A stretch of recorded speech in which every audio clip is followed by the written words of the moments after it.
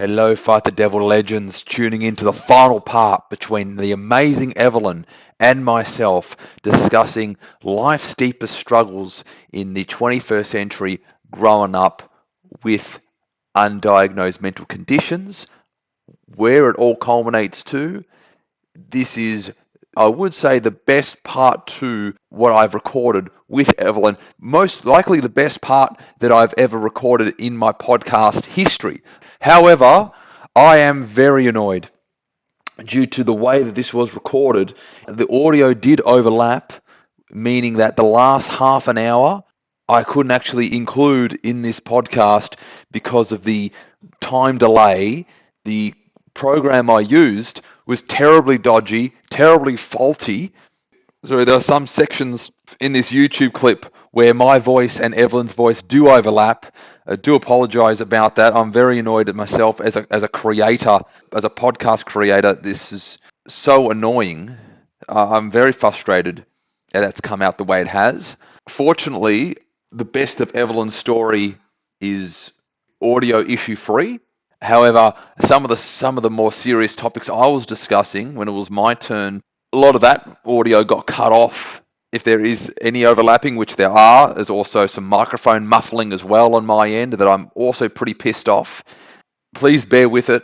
I will ensure that this won't repeat. So please bear with it for the final part of Evelyn's amazing conversation, her story, how she's overcome that, and we all learn from the strength she has used to overcome the hardships. Enjoy the episode.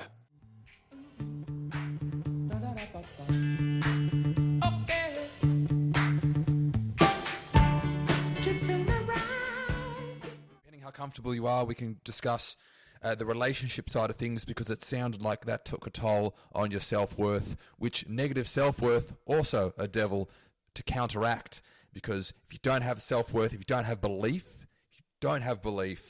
it's going to be very hard to carry on and continue in life. Again, most depressing times is when you lack the self-belief. Self-worth is also just as important. You're going through all this negative stuff, and through now school is pretty unimportant because you see yourself as ugly and fat, which is terrible views of yourself, inaccurate as well. How much did the relationship have a negative effect with your self-worth, and how badly did it affect the school?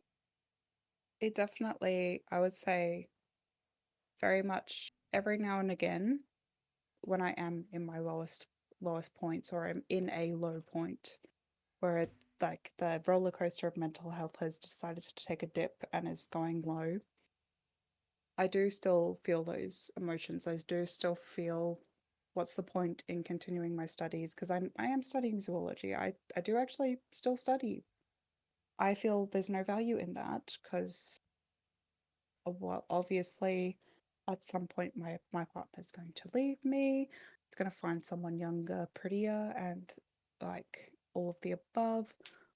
And I just end up in this downward spiral where I'm feeling a lot of the same emotions that I felt at that time. But something I didn't do at that time was I communicated all of these feelings. I communicate these feelings. I talk to my partner and I say, this is what I'm feeling right now. I might need a little bit more alone time, or we need to organize next time we're going to spend time together, because I need to see you. I need to speak to you and spend time together. And that wasn't an option I had in high school because I didn't have anyone to be my rock throughout any of those situations. I None of my classmates showed any interest in me. In fact, occasionally they'd even make jokes about it, as teenagers do. You know, it's basically a wolf stand in there. I went onto a dating app, which I think is possibly, I think it's called Meet Me, which 100% do not recommend. I went on that at 14 years old, which is far too young to Right. be on any dating app, because I just wanted any kind of external validation to, like, anything at all. Like, no, there's no way that I am just ugly and unlovable. I refuse to accept that. So, in those moments of refusal, I would go and find external validation from almost anyone, from other schools, from different age groups, and occasionally you'd get a person come through there who is definitely not within the age range that you set it at. So my age range that I had it set to was, I think, 14, so my age, to about 16 or 18. Like still under adult. Not I was not looking for an adult's attention. But that's what I got. Yeah. I got some 30 to 40-year-olds Right. man attention. Luckily he was outside the Ooh. state at the time, but All right. thank goodness I am so defiant at times. I am a very strong, independent person, and I've always been that way. So thank my lucky stars, thank whatever deity you believe in, that I did not appreciate when he told me to do something. So I blocked him and deleted the app. And this only happened one other time in my life, and that was because I posted a single video to YouTube actually. I posted one video to YouTube, and I wanted to join the big slew of all the YouTube stars, but I didn't have a thing. I caught the attention of one person in America who wanted photos, and I was still underage at the time. And me seeking validation, I gave them. And so I definitely do regret that. I did not, they were not like too revealing photos. Looking back at it, like, track me down on the internet, find a poll video, and you probably see more nowadays. But at the time, it was damaging and definitely made things a lot worse. So, downward spiral, kept going downwards and trying to find that human connection and that personal connection through dating apps. But now that I do have my partner, I have been able to communicate when I feel these emotions and get that support from him, which I feel not something you can 100% relate to.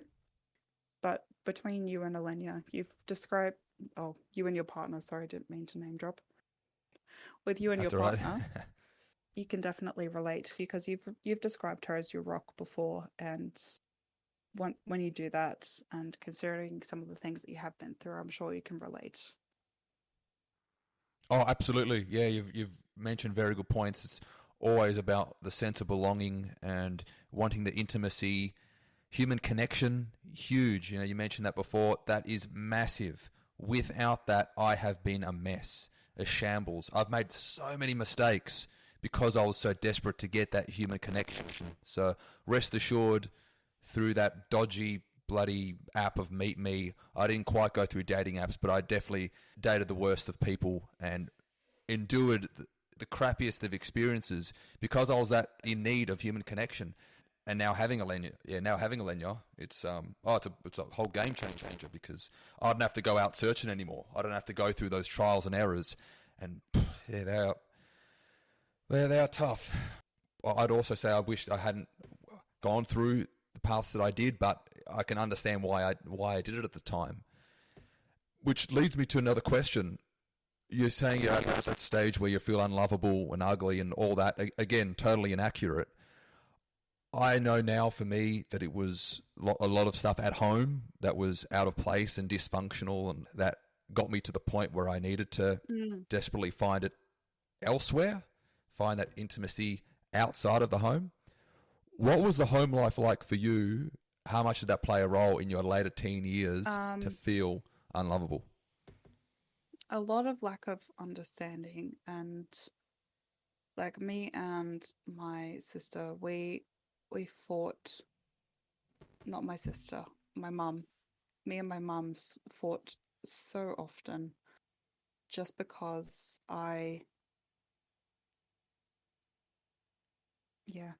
just because every time I try to communicate the I don't feel good at school, I feel these emotions, she would simply go, I understand, you have my sympathies.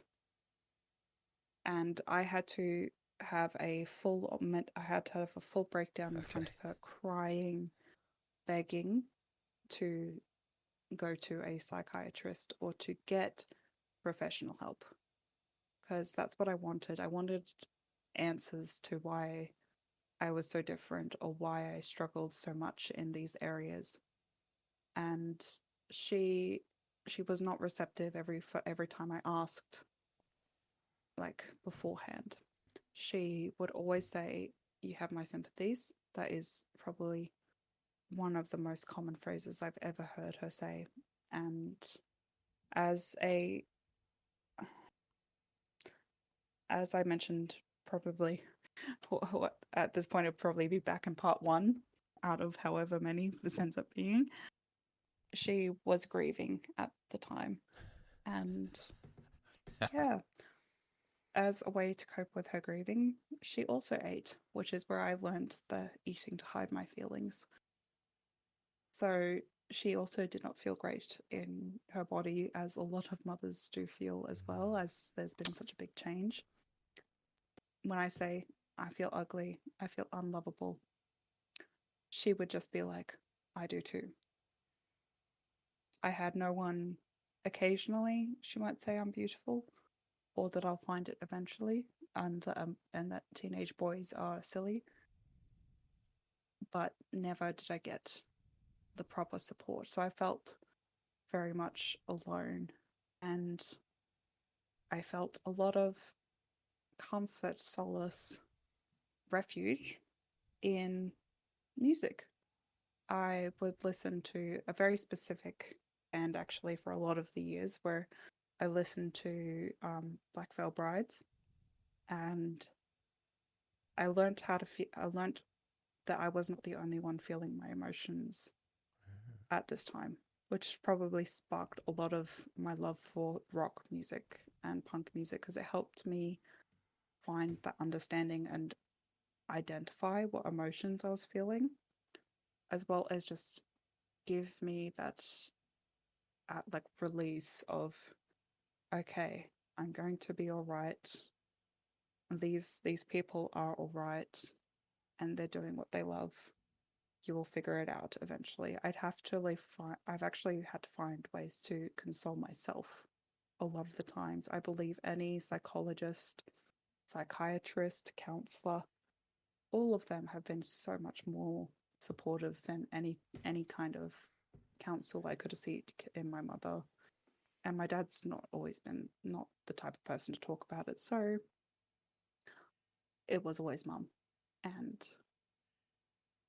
I think shortly, I'm not sure if it was shortly before or shortly after I first heard that I was autistic, that I began self-harming, and that didn't stop until I was about 21, 21. So until about still fairly recently, actually, but Oh my god. never particularly bad, not bad enough to be noticeable. And like there, it was always in a Shit. very specific spot on my arm, so that spot now has permanent nerve damage. It's a different texture, and they were never particularly deep, because I was not aiming to end my life. That was never the aim. I had never gotten that bad. Um, I had been suicidal, where I was starting to make plans, but never to the point where those plans were set in stone, or I had a way of enacting them. So yeah, that was a lot. Wow. We have we have definitely hit the peak of Fight the Devil, that's for sure. Unfortunately, extremely common, this self-harm, and the biggest thing I've ever read and come across is the idea behind it is to have an exterior pain to what you're feeling inside. because you're hurting inside. You're in need of all this. You want some clarity. You want some understanding of like why am I where I'm at now without any answers? And the Mm. longer you don't have them, the more it just you're living every day as like a mystery, and not a good one. Like quite negative with not the right people around, and feeling that it becomes a very painful existence. I feel as though it's exactly what you said, actually, just wanting to have an external pain to match my internal pain. Because like I would at the time, um, I was having regular panic attacks, anxiety attacks, like where I could feel a lump in my chest and I couldn't breathe. And it was just too much. And I can gladly say that I Oh, I went from having maybe one of those every 2 weeks or every week to having them at now maybe once a year, and something really bad has to happen to trigger them. But more so, I feel as though right now I am very much living with the echo okay. of how bad I used to be, because I haven't self harmed in over 2 years. I believe. I will clarify: tattoos do not count, because tattoos are art. I love my tattoos. They do not count. And echoes, the panic attacks, something bad has to happen.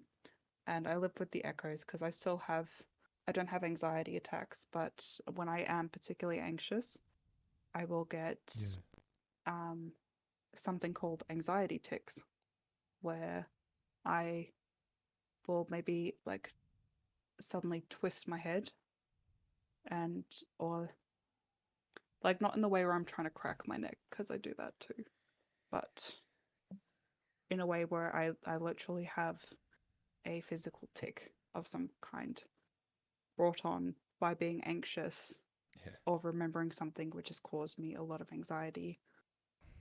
It's shocked me to know that from 15 to 21, that's like 6 years of self harm. Do you think that if the right people were in place, like psychologists, if your mum actually showed you the guidance to say, here, contact these people, see if they can help, do you think if you had the right people professionally and then the right friends, could this have all been avoided? Do you think about an alternative life or? I definitely do dwell on how certain events in my life may have changed, or certain things could be changed, but never the entire course of my life, because these things did happen so long ago, and they did build the foundation of who I am. So my mum definitely could have transferred me to a different school, could have transferred me to TAFE when I wanted, and I wanted to do VCAL and finish my vet nursing. These things are all could. They all could have happened. But they didn't, and my life could have gone way worse as well. I'm incredibly fortunate that I I'm incredibly fortunate that I am so stubborn and and hard-headed at times that I will not stand to be talked down to, whether it was as a kid or as a teenager.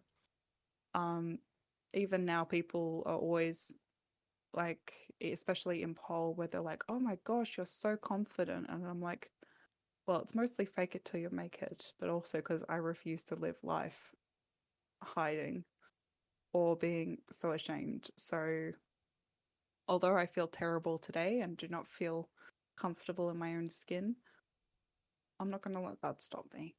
And I take that lesson pretty much everywhere. But I'm also very fortunate that I do have the family that I have, because they are all together. I'm not from a broken family. Um, my older siblings were very supportive and had their own troubles as well. I didn't share my troubles with my younger brother, though he did also end up experiencing his own. Yeah, I honestly would say I probably wouldn't change anything, because I'm happy with the overall outcome of my life, and I acknowledge that things could be different, whether it was for better or for worse, but I wouldn't have it. All happens for a reason, not just a cliche. We've lived that life of all happening for a reason, and seeing the beautiful benefits of enduring that at a younger age, which means we are absolutely going to be set up for life in the harder times where we've already endured the worst. Life's thrown us hardest of challenges early on, and we endured that. We coped with that. We conquered that. Manifesting comes into play because if I believe my life is going to turn out horrible ongoing, it is, because I will keep pushing people away. But if I believe that I can do better, I'll do better. From where I'm at and everything you've told me, revealed to me today, I couldn't help but feel so extremely angry, frustrated, and upset about my. It's hard to hear. It's hard to say this on the microphone recording, but with my parents, particularly my dad, who always denied and never truly wanted to understand what teenage girls go through, teenage boys too, but what teenage girls go through in this day and age. I had to do it with my own challenges, very extreme. One day I will share the length of it with you, but I lost my sisters along the way through that journey, and now we are estranged 3 to 4 years. They have chosen the path of siding with my dad, who I reckon abused them, made them feel unworthy. Self-esteem was nothing. They couldn't enjoy life because of him.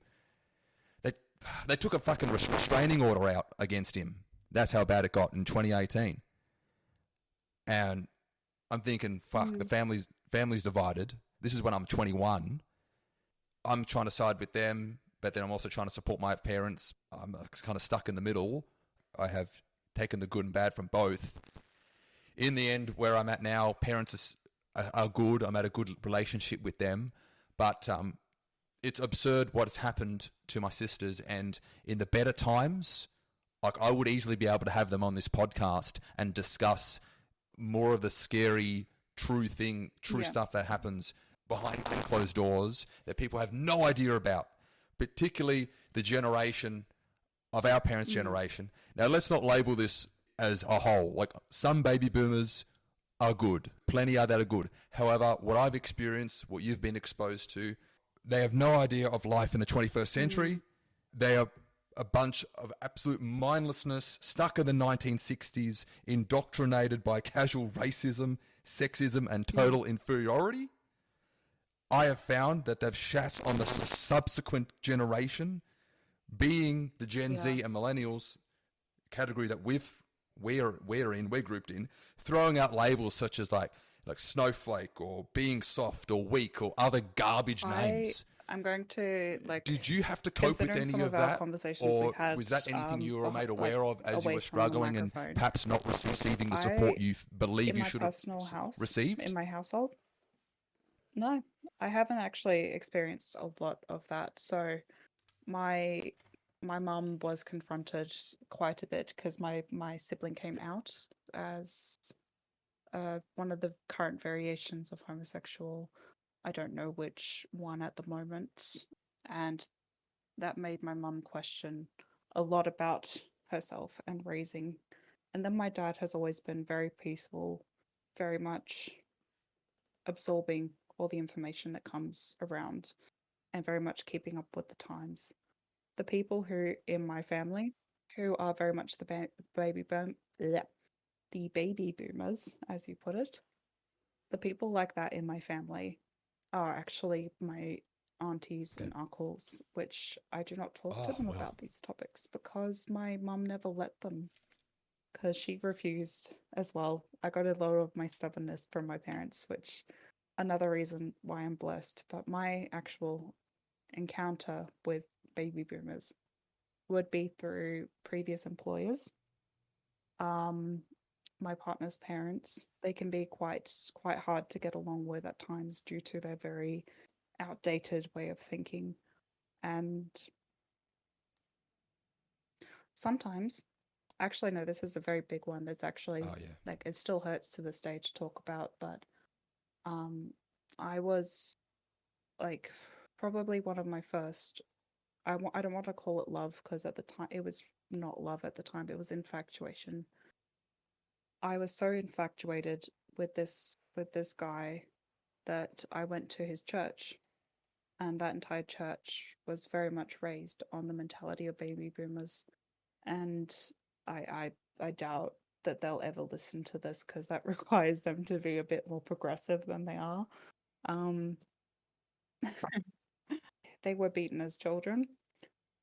They were very much raised on that 60s mentality.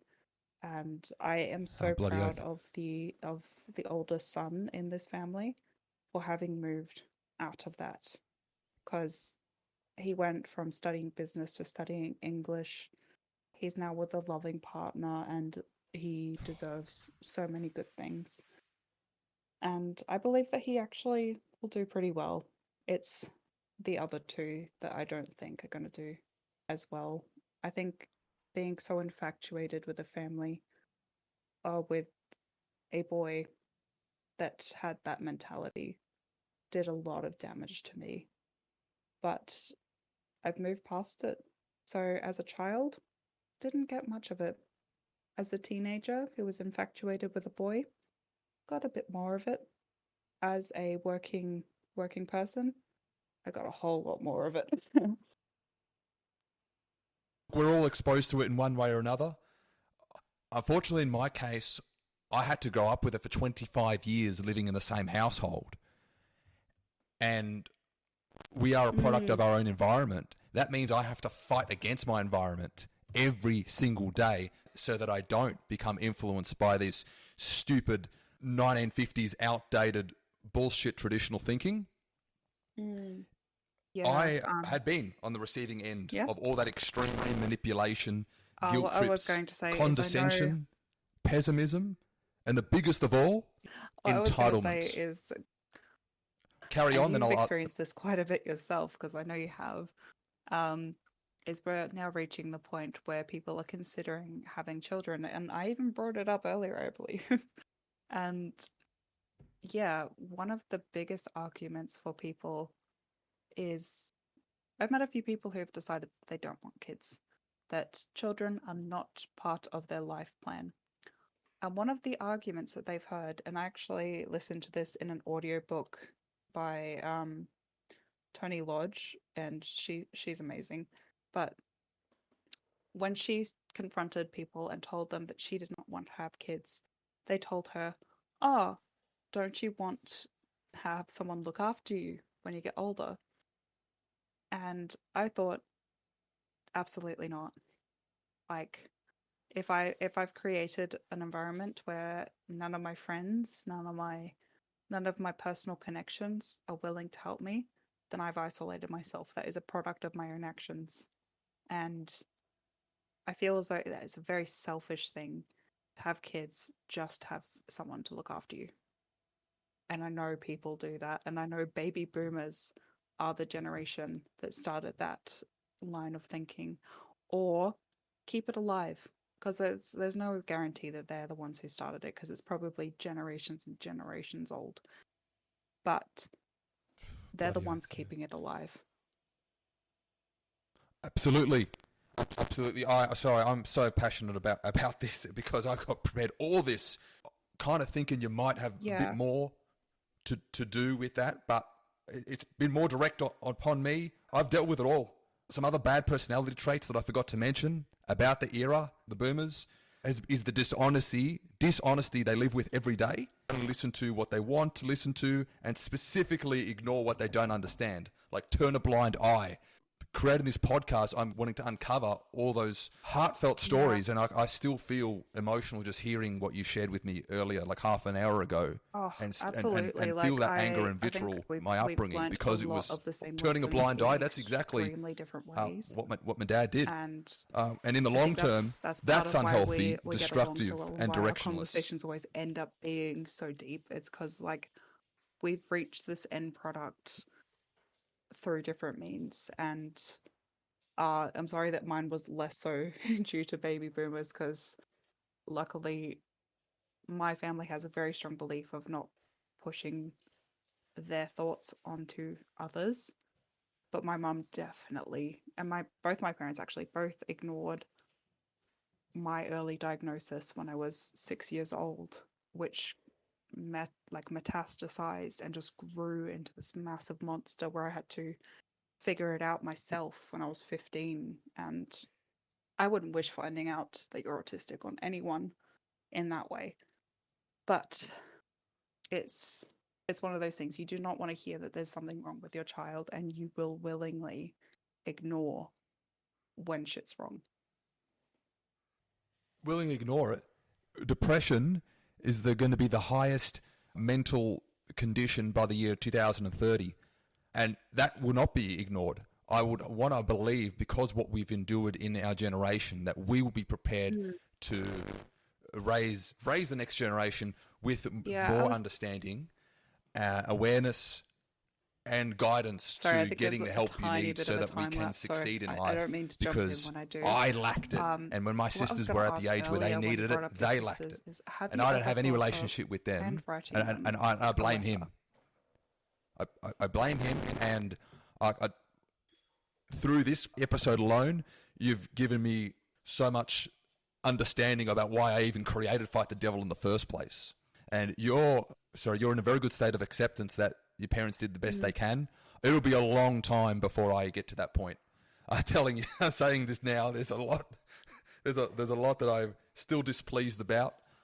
I'm happy to live with, because I've moved out with my beautiful partner, and we're married, and we've got a dog. And look, I'll just say it now. Yeah, like my dad, because of the environment that he was in, instilled a lot of the arrogance and the entitlement and pessimism and all that stuff that I mentioned earlier. But it's up to you to stop that chain of that cycle. The cycle should stop with you. It shouldn't be up to your son, being me, being the only one in the family, so strong enough, courageous enough to say no, enough's for enough. My childhood, definitely not easy to do. So I think you're doing pretty well, considering now that you've moved out, but you've got a bit of a bigger fence to climb or to get over than I did. When I moved out, like a couple of months after, I had this like spiritual moment. Like I had a dream, right, that I needed to connect with my grandma, who I had lost contact with. And it was through that experience that I went over, reconnected with her, as that connection had been lost over the years due to, also, I blame my parents for that too. But with that, I did connect with my parents again, and started seeing them less in an evil light. You made something else together, and it was really sweet and a really nice type of connection that I personally never got to have with any of my grandparents. So I reckon you're taking bigger steps than you think you are, but it'll take a while before your dad becomes part of that. Thanks, Evelyn. It really is heartfelt, because that's the biggest, that was the ultimate. Yeah. Being at the age that she's at, there's more time behind her than there is in front. Massive effort. Yeah, and there were even more you need to do a cooking slideshow for us. Experiences in 2023 as well, before we became friends. So I'll have to show you those photos too, because those last 2 years, they've been good for one thing with family, and that's been the reconnection of my nonna, the legendary Chiara Salerno. Going to track down all your other guests, and we are going to plan an interview with you one day, possibly for, I don't want to say for your 10th. I hope so too. When interview planning Fight the Devil, I'm not just saying this because you're on the podcast with me now, but this has been the best and my favourite podcast I've ever done so far. This is ourselves under pressure. Under pressure.